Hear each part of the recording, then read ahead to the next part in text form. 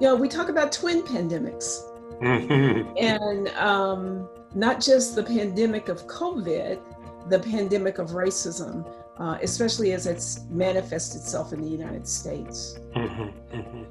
Tell me how you reacted, how you felt when all of the things began to happen around the killing of George Floyd, Breonna Taylor, and others. Yeah, it was as if this will be dramatic and violent, but as if an ice pick were being plunged into my body multiple times because it was happening so close together. And over the last 6 or 8 years, even going back to the incident where George Zimmerman, killed the young man, it's like Black life not only doesn't matter to some people, but when something and someone doesn't matter, it becomes, or they become, expendable. There's a phrase in the book of Job, and I know I'm lifting it out of the text, but there's a place where Job is described as being one with no name in the streets. And I feel that way at times as a person of ebony hue, as a Black man, as an African American here in the United States. And that is said fully in the context of having had a broad opportunity and privilege of serving in a predominantly white institution, though it is incumbent upon me to say not an institution that started off all white or as largely white as it is now in the United States. And I think Methodist historians would concur with that. So it's been hugely painful. The other part of that pain is, I've felt reasonably safe, but I've taken some extra precautions, all of them of a nonviolent nature. And so I don't intend to arm myself in any way. So that's not the intimation here. But, I've watched over time, and this is not new to just the George Floyd assassination era, but, if I happen to go into my bank in the neighborhood where I bank, and I happen to be going in when I'm coming from the gym or on the way to the gym. I've got a sweatsuit on, or even gym shorts and a top, and never been mistreated. Let me be clear, but there's a sort of an almost perfunctory, "Can we help you, sir?" If I go in my suit and tie, much less in my clerical. Because it's on for other reasons, they're genuflecting. It's like, stumbling over themselves. So that kind of idea that you get treated differently based on your appearance. I am not suggesting that may not happen to other demographics. I'm saying I know it happens to people of color. I know it happens to Black people. Let me be deeply specific.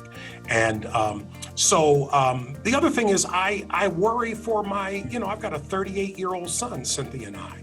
And, I shouldn't be worried that if he gets stopped, and rightly so, if his tail light is out or something like that, I want him to have the same opportunity that he gets to go home that night, and that he's, he doesn't wake up dead, to paraphrase.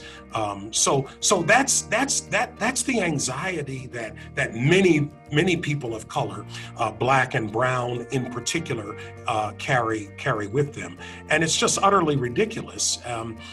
This is a 400-plus-year-old virus. It is not unknown. It has a name. It appears only to have gone dormant in certain seasons, but it has never been dormant in the history of America pre a constitution and a Declaration of Independence, and even now. That's probably a little more than you wanted, but that's what editing is for.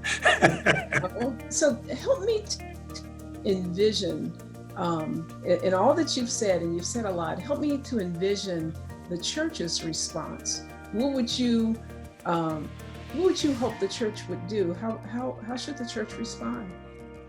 My hope is that our church, I think this is true for all churches, but the place where you and I have any influence is among United Methodists, is that we would clear our throats and bring this conversation anew to center stage in the life of the church. It's already center stage in the life of the culture. It does not mean that there are not other important isms and sins of society that need to be addressed concurrently.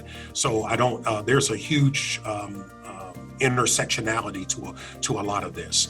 But people have raised the question, if we had managed in the United Methodist Church, for example, the conversation of race differently, and really followed through on our preachments and our teachings and what's in our book of discipline, might we have been better able to manage other conversations about the isms and phobias that have bedeviled us?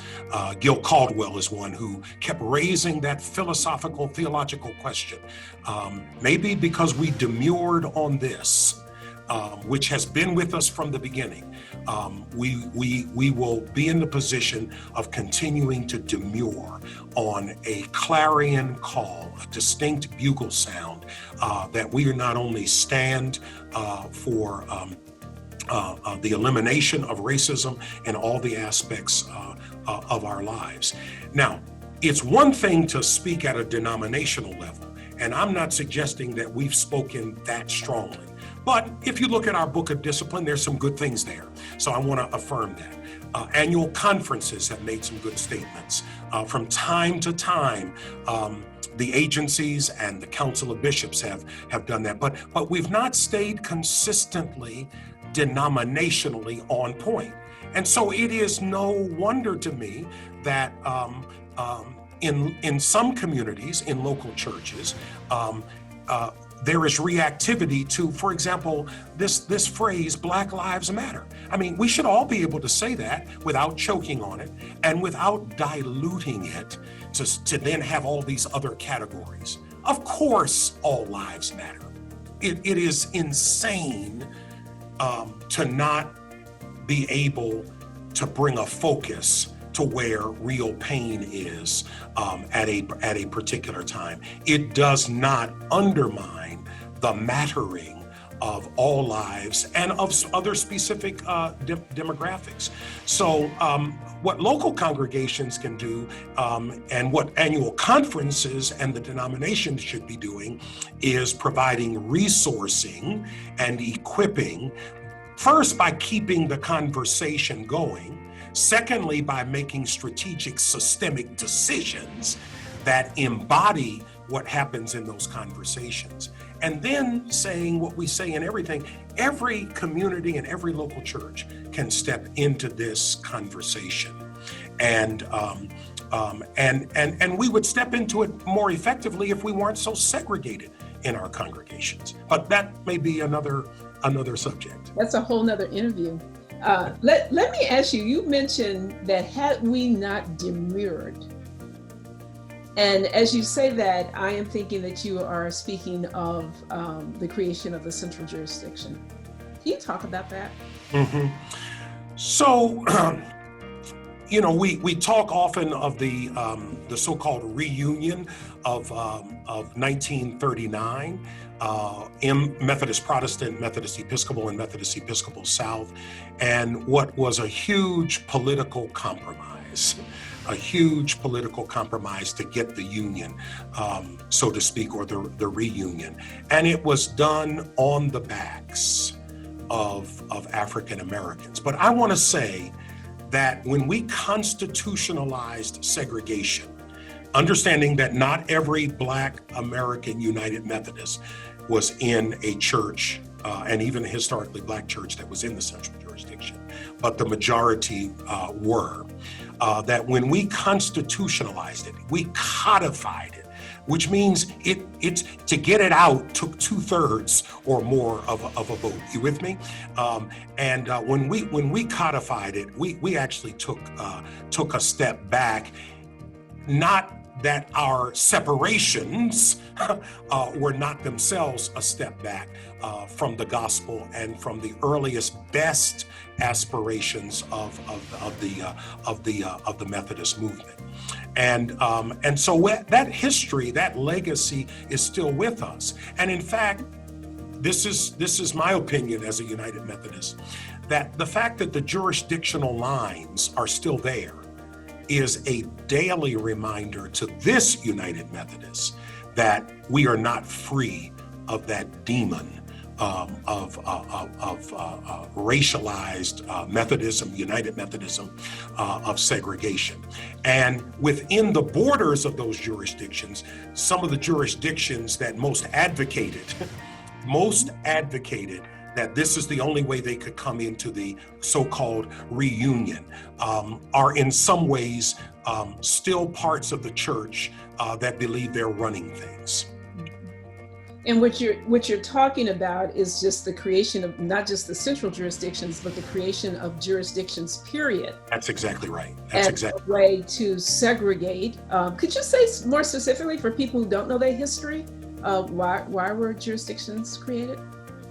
So roughly hewn that when the reunion or union was being negotiated, and that conversation sort of got consummated in the late 30s, it was roughly speaking the matter of, would there ever be bishops that looked like me or looked like you, Kennetha, that would end up presiding over Anglo sisters and brothers in certain parts of the church. And it was simply not conceivable for some of our sisters and brothers, meaning our predecessors, that they could conceive that a Black Episcopal leader would be have authority in that way in the life of the church under the Book of Discipline over their lives, their itineration, and their congregations. So in order to, there are all sorts of layers that church historians could tease out, but that would be, I would say, sort of the big rock that fills the jar. How can we make sure that there's not too much mixing and mingling? And if you folks up there want to mix and mingle, it's all right, but don't impose that on us. It's not dissimilar to what happened with the desegregation of segregation and desegregation issues related to public education. I mean, this is a story, a narrative that's been rehearsed over and over again. And again, I apologize that this is too American, but in the U.S. context. Thank you. That's really helpful. As I think, especially for those who don't know the history in the ways that you do, and you bring such experience and such eloquence to that explanation.